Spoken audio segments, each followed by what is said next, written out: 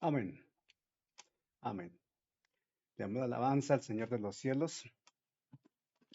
Damos la gloria al Rey que vive para siempre. Y solo Dios sabe por qué nos coloca en esta coyuntura. Y no es una improvisación porque de la abundancia del corazón habla la boca. Podemos colocar un título que va de acuerdo con lo que nosotros debemos vivir. El título es No ocultes tu identidad. No ocultes tu identidad. Suele suceder que vamos por la calle, vamos conduciendo o somos pasajeros de algún vehículo y de pronto la autoridad competente, llámese policía, ejército, requiere documentos de identidad. Y sencillamente tú debes presentar tu documento o por lo menos decir el número de tu documento. Y ellos en su sistema, a través de su aplicación, te van a decir fulano de tal o verifican que tu cédula sea la que corresponde. No puedes ocultar tu identidad. Vamos a un banco, vamos a alguna entidad pública y no solo presentamos la cédula, sino que nos piden que coloquemos la huella digital. No podemos ocultar la identidad. En el diario vivir, en el día a día, nuestra manera de ser, nuestra manera de hablar, nuestra forma de afrontar y percibir las circunstancias que nos rodean, nos llevan a manifestar una identidad. Ahora, después de lo sucedido ayer en Colombia con la definición de quién será el nuevo presidente, en este momento, pues el creyente debe estar llamado a identificarse como creyente, porque ahora es cuando la iglesia se debe manifestar en oración, en comunión con el Espíritu Santo, en esa identidad en Jesucristo y con Jesucristo, intercediendo ante el Dios de los cielos en favor de un nuevo gobierno, aunque no nos guste. Es fácil orar por un gobierno que nos gusta o que va de acuerdo a nuestra ideología, nuestra posición política o social o económica. Pero cuando es todo lo contrario, cuando es absolutamente diferente, se vuelve más difícil interceder. Pero nuestra identidad en Jesucristo nos lleva a entender y a asumir una alta responsabilidad. Jesús en la cruz del Calvario dijo, perdónalos, porque no saben lo que hacen. Y él no pronunció palabras oeces, vulgares, descalificadoras, en contra del Imperio Romano o en contra de la autoridad del Israel de aquel entonces. Él sencillamente cumplió su ministerio, llegó a la cruz, manifestó el amor del cielo y dijo, perdónalos porque no saben lo que hacen. Pablo escribió todo lo que escribió, siendo perseguido, siendo ultrajado, amenazado de muerte y viéndose a borde de la muerte. Y la historia bíblica nos habla de momentos críticos para el pueblo judío en los cuales ellos, por declarar o expresar lo que eran, iban a la muerte. Los quiero invitar en esta noche y voy a invitar a mi esposa Elizabeth que lea este pasaje de Esther 3:4. Esther 3:4. Vamos al Antiguo Testamento. Esther 3:4. Ubiquémonos allí, por favor. Mi esposa va a leer ese pasaje en Esther 3:4, hablando de Amén. Mardoqueo. Dice la palabra en Esther 3:4. Aconteció que hablándole cada día de esta manera y no escuchándolos, él lo denunciaron a Amán para ver si Mardoqueo se mantendría firme en su dicho, porque ya él les había declarado que era judío. Amén. Él les había declarado que era judío. No había negado su nacionalidad. Y esto lo puso al borde de la muerte. Amán incluso preparó la horca. Todos sabemos la historia seguramente. Esther también era de origen judío, pero está en palacio del rey y está en una posición privilegiada ante el rey. Pero aún así Mardoqueo le dijo palabras más, palabras menos, parafraseando esto, le dijo, bueno, lo que sea que ha de suceder va a suceder, pero no creas tú que te vas a salvar, porque tú también vas a perecer entonces. Y Esther tampoco ocultó su identidad, porque la misma historia nos cuenta, el mismo relato nos lleva a entender que Esther intercedió por su pueblo. Arriesgó su vida cuando llegó al lugar donde estaba el rey Asuero sin haber sido invitada. Y el Señor le dio gracia. Y todos sabemos lo que pasó. He ahí un ejemplo de, en medio de un decreto que los ponía al borde de la extinción, de la muerte y desaparición del pueblo, ellos no habían negado su identidad. Esther no negó su identidad. Afrontaron la situación. Estuvieron firmes en lo que eran, en lo que creían. Estaban firmes en lo que estaban haciendo. Estaban desarrollando el ministerio que les fue dado por Dios. Tal vez sin saberlo, pero estaban firmes desarrollando una tarea. Porque sencillamente, si Mardoqueo no se declara judío y se mantiene firme en su posición y exhorta a Esther, y la gracia del cielo también pone a Esther firme en su posición como judía, sencillamente el pueblo judío hubiese desaparecido y tú y yo no estaríamos aquí hoy reunidos. No podemos ocultar lo que somos como creyentes. La nueva coyuntura política del país que está en desarrollo y va a tomar forma plenamente a partir del 7 de agosto, no puede dividir la iglesia. Porque es uno de los propósitos del enemigo de la justicia, divide y vencerás. Sabemos que en este proceso electoral la iglesia se dividió. Muchos creyentes apoyaron al presidente electo, otros no. Y muchos creyentes también dejaron de votar o sencillamente no votaron. Votaron en blanco, se abstuvieron. Pero la posición política, la circunstancia política, la connotación política no puede dividir la iglesia.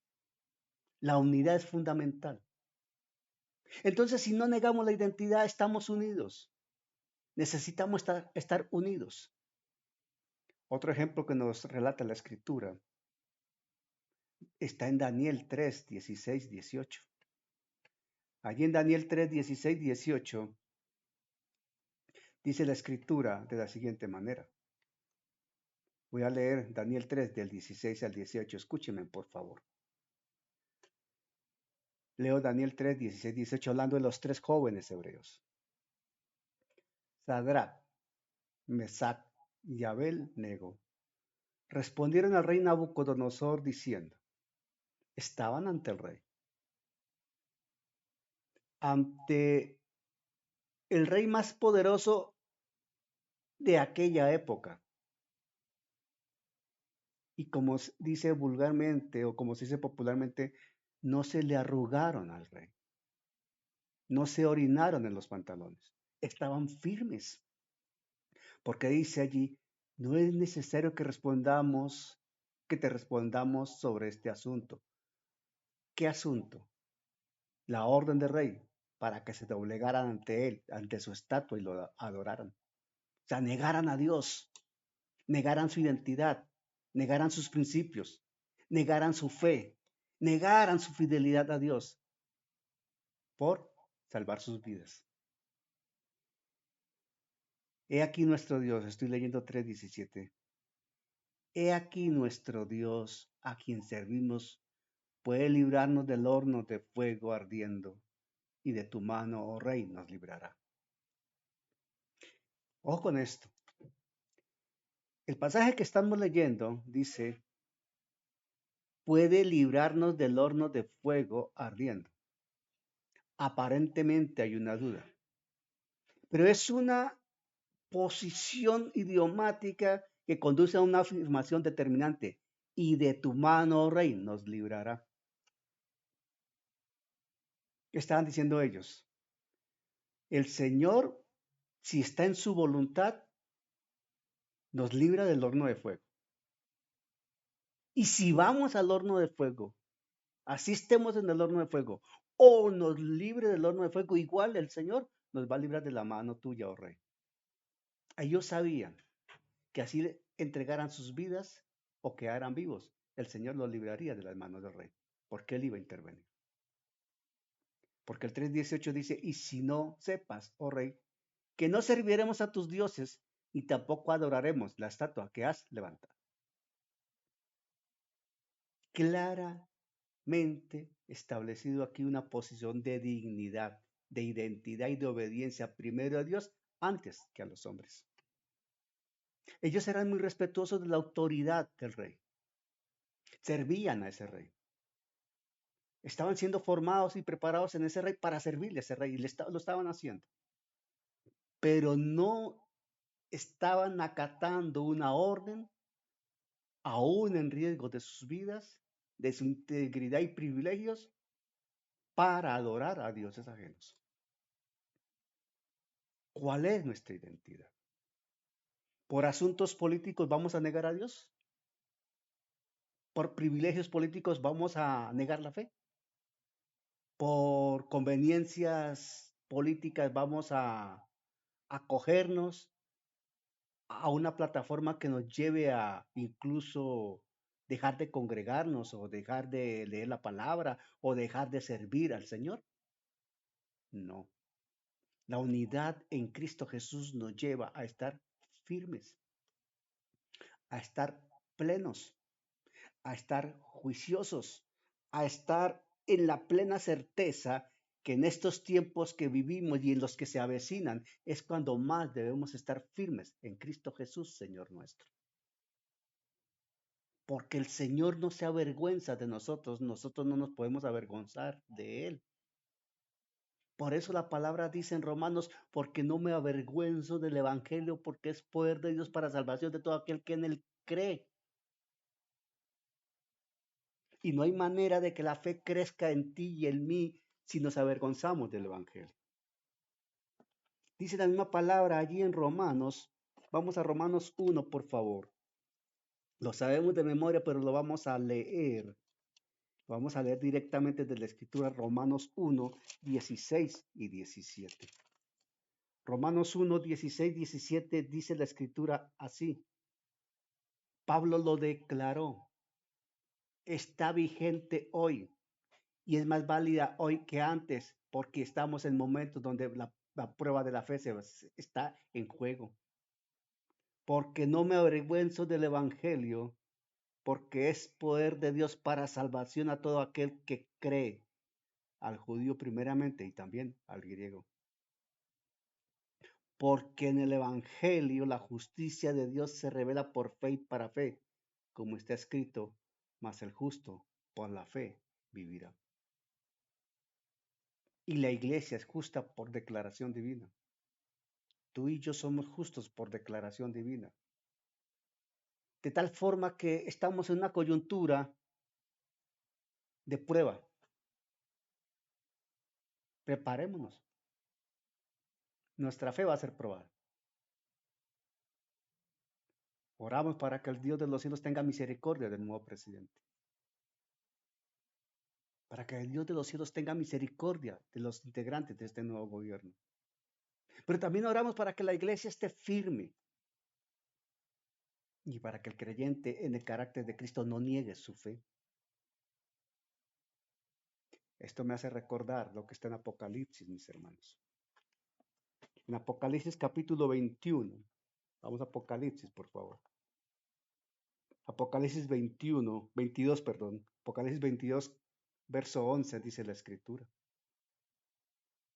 Santo el Rey de los cielos. Dice Apocalipsis 22, 11. El que es injusto, sea injusto todavía. Y el que es inmundo, sea inmundo todavía. Y el que es justo, practique la justicia todavía.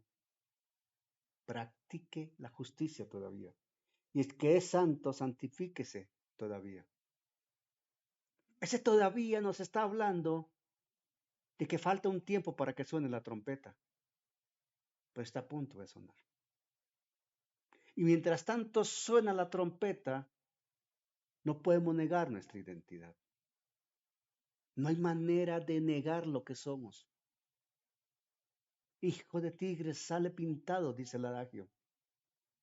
El Hijo de Dios, el creyente, el cristiano verdadero, quien ha sido lavado por la sangre de Cristo, de una u otra manera muestra lo que es, presenta lo que tiene, da de lo que posee. No hay manera de negar el Evangelio. No hay manera de negar a Cristo. No hay forma.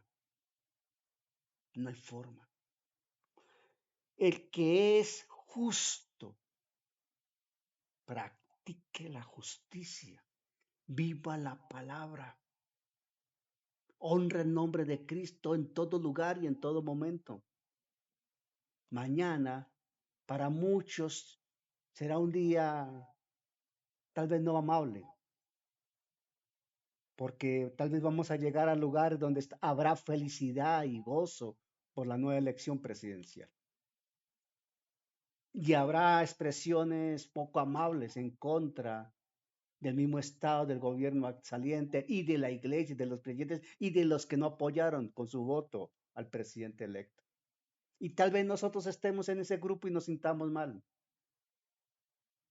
Tal vez nos estén confrontando si saben que votamos en contra. Pero saben, ahí es cuando nosotros debemos mirar a los ojos y poder decir, Dios sabe lo que hace y estamos en su perfecta voluntad. Dios tiene un plan con Colombia y de la mano de Dios Colombia no se ha salido. El Señor tiene control aún en estos tiempos y no lo va a perder. El diablo creyó que había vencido a Jesucristo en la cruz, pero se sorprendió cuando lo vio salir de la tumba y quedó bajo sus pies. No neguemos nuestra identidad. No la podemos negar. No estamos llamados para negarla. Es cuando más debemos decir, Cristo vive, Dios es real y está pendiente de cada uno de nosotros. Y la gracia del Señor estará con nosotros, acompañándonos, porque la misma Escritura dice que Él no deja en vergüenza a quien en Él cree. Y el que es santo, santifíquese todavía. Con mayor razón leamos la palabra. Con mayor denuedo vivamos la palabra. Proclamemos la palabra cuando sea necesario. Con mayor vehemencia busquemos del Dios vivo. Recreémonos en adoración y en alabanza, pensando en Él y en lo bueno que Él tiene para nosotros. Hace unos momentos vi a mi hermana. Ella no es creyente, pero estaba muy abatida por el resultado electoral. Sumamente abatida. Su rostro demostraba una tristeza profunda, profunda. Me pegó en el corazón. Y sé que muchos colombianos están muy tristes, pero saben, ninguna tristeza puede superar la gracia de Dios en nuestros corazones. Ninguna tristeza puede quitarnos el gozo del Dios de los cielos en nuestros corazones. Estamos en una prueba, de identidad. Estamos llamados a vivir nuestro evangelio, a vivir la fe y mostrarle a propios y extraños que Dios vive y Cristo es real. Que la gracia nos acompañe en esta noche y de ahora en adelante nos afiance con mayor amor. Padre, te damos gracias en el nombre de Jesús. Permíteme, Señor, decir gracias, porque tú amas nuestra nación y está aún bajo tu control, no lo has perdido. Tú no has sido derrotado en Colombia, Señor, porque quien venció en la cruz ha vencido por la eternidad. Gracias, Padre, porque sabemos que nuestra nación está en un camino que tú has trazado y definido. Te pido, Padre Santo, en el nombre de Jesús, que tu gracia abrace a tu iglesia, Señor, que sea levantada y fortalecida y que no se pierda la unidad de la iglesia tuya. Y que en estos tiempos que empezamos a vivir y que se avecinan, sea tu gracia fortaleciéndonos, Señor, y permitiéndonos caminar con la dignidad de tu nombre, con la cabeza en alto, mirando al trono de la gracia, porque tú eres el vencedor, y como tú eres el vencedor, nosotros somos más que vencedores por causa de tu amor en la cruz del Calvario, en Cristo Jesús, Señor nuestro. Gracias, Padre. Amén. Amén.